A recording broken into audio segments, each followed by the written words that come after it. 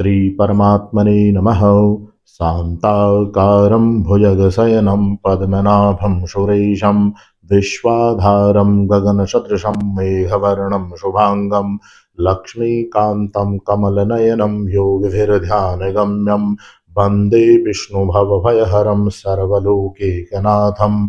ॐ शशङ्खचक्रं सकिरीटकुण्डलं सपेतवस्त्रं सरसीरुहेक्षणं सहारवक्षस्थलकौस्तुभश्रियं नमामि विष्णु शिरसा चतुर्भुजं लक्ष्मीशोभितवामभागममलं सिंहासने सुन्दरं सव्ये चक्रधरं च निर्भयकरं वामेन चापम्बरं सर्वाधीशकृतान्तपत्रममलं श्रीवत्सवक्षस्थलं वन्दे देवमुनीन्द्रवन्दितपदं लक्ष्मीनृसिंहं विभुम्।